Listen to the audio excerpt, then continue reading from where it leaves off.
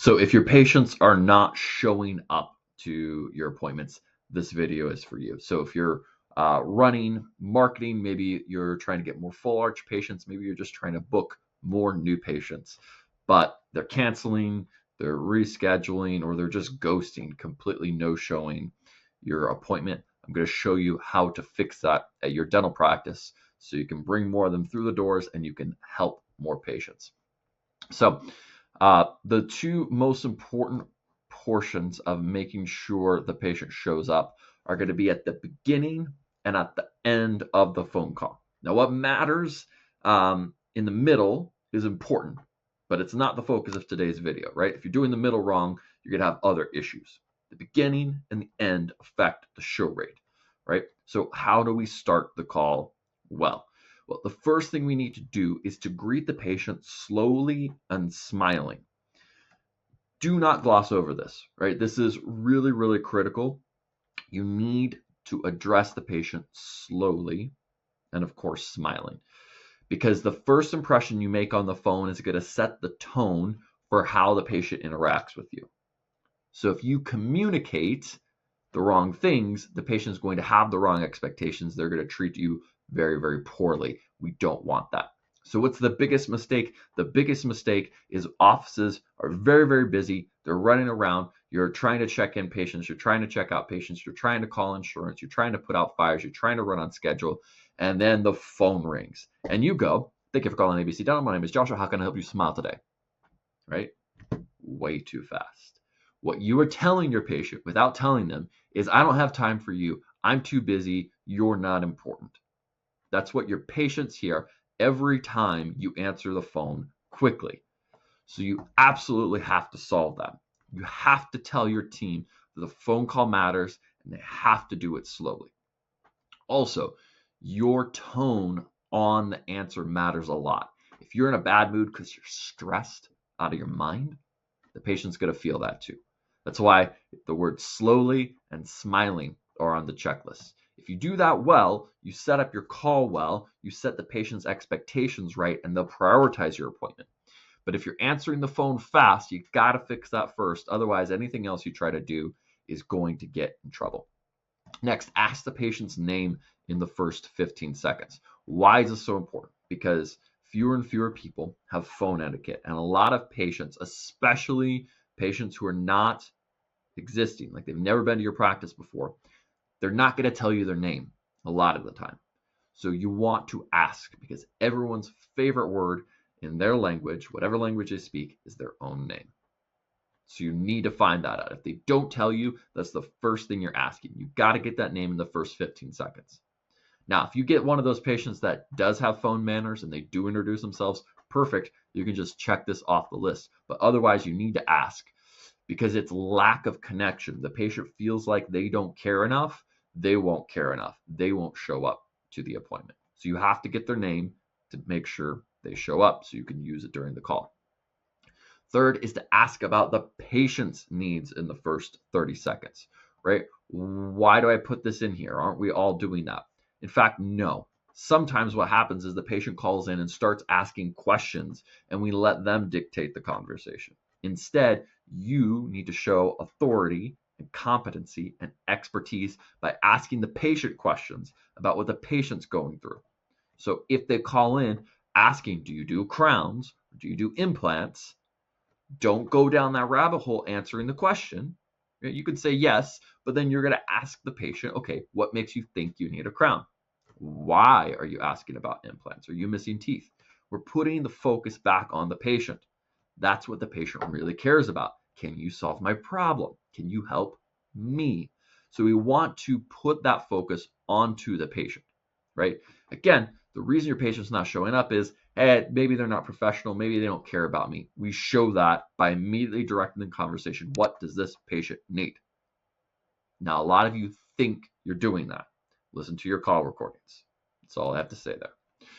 Okay, so that's the first portion of the call. The second portion of the call that's going to fix your show rate is the back end after you've booked the meeting, right? So once you've collected the personal details, one thing you're going to want to do is repeat the appointment time at least minimum 3 different ways, right? So if the patient books Tuesday at 2 p.m., we're going to repeat Tuesday at 2 p.m., Tuesday at 2 p.m., Tuesday at 2 p.m. as many times as we can before we end that phone call, right? The reason is it will get stuck in their brain. You have some patients that are very, very organized, right? They cross all the T's, they dot all the I's, they buy their Christmas presents in August. They are prepared people. And then you have patients who are scattered, disorganized, and fly by the seat of their pants. They don't plan and they don't do maintenance, right? That's why a lot of them have the poor dental hygiene that they have, and that's why they need help, right? So you probably got to get more of your disorganized patients, right? Because the organized ones are already coming to their hygiene appointment. They're already take caring it with their smile. So especially if you're looking for full arch cases, you're dealing with the disorganized people. So we need to repeat the time. In fact, if the patient goes, hey, you repeated this time like 10 or 11 times in this phone call, ding, ding, ding, light bulb, they remember. They're not going to forget their appointment time. Next, we want to ask about conflicts ahead of time. Sometimes patients don't show up to the call because something came up last minute that they could have planned for in advance, right? So perfect example is right now going into the holidays, asking patients, right? Do you have any holiday plans? Are you going out of town, right? So if they book something, especially in the middle of December, or they try to book something on this Friday, right? You say, that's Black Friday. Are you out of town for Thanksgiving, right? Or more subtly, right? Let's say they book something in the middle of December. I don't know, maybe the 14th or the 15th. You can just ask, hey, are you going out of town anytime in December for the holidays? Or do you have family coming into town, right? We're looking for the obstacles that could get in the way, right? Maybe they're not leaving, but maybe there's people coming to their house. Maybe they're going to say, oh, I forgot, in-laws are coming. I'm not going to go to the dentist, right? They won't tell you that. They'll just realize at last minute and then ghost. So ask them about those things that are coming up. Also, on any regular time of the year, we're just going to ask them the basic, hey, you don't have any big work projects, do you? Oh, you want to come in at 4 p.m. Well, that's rush hour traffic. Have you planned for that? Hey, you're coming in Monday at 9 a.m. in the morning. You don't have to take the kids to school on that day, do you? Right? All of these questions, you'll be surprised. You'll get patients who go, oh, yeah, I forgot. I have the kids this week. I can't do Monday at 9 a.m. because I've got to take them to school. Ask about the conflicts. Ask a lot, because the more times they say, no, no, no, I can come. No, no, no, that day's perfect. I don't have any conflicts. The more they confirm and confirm and confirm, the higher the show rate will be. So just keep asking. Third, this is important. Tell the patient you will inform the doctor about their situation. Now, if you're doing the full call process correctly, you're going to have edified your doctor. You're going to hype up your provider so your patient's excited to see them.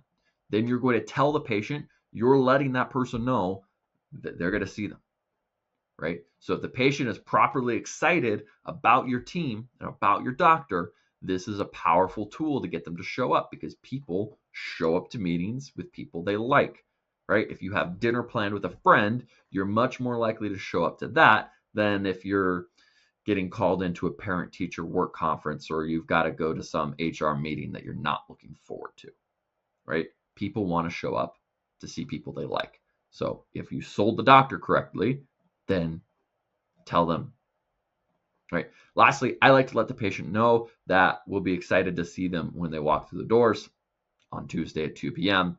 Another place that you can add that there, but to let them know, right? For the same reason that if I did a great job in the call building rapport, the patient's going to want to see me, right? They're going to want to see me specifically because we had a good phone call. So let them know you're going to see me too, right? All of this increases the excitement, increases the joy, it increases the pleasure, which, by the way, is very, very low. Most people don't like going to the dentist. So everything we can do to make it a more fun experience for the patient is going to increase your show rates. Okay, so that is how you correct your phone calls so you can get more patients to show up. The only way to know if you and your team are actually doing this is to pull your call recordings. So make sure you're recording your phone calls and then listen to them every week to know if it's working or to know if you're doing it, right? Because oftentimes people will think, oh yeah, I greet the patient slowly. And then you pull the record and you're like, whoa, that was way too fast. So you absolutely have to listen to your call recordings. But do that, adjust these things, and you'll see more patients showing up to your practice.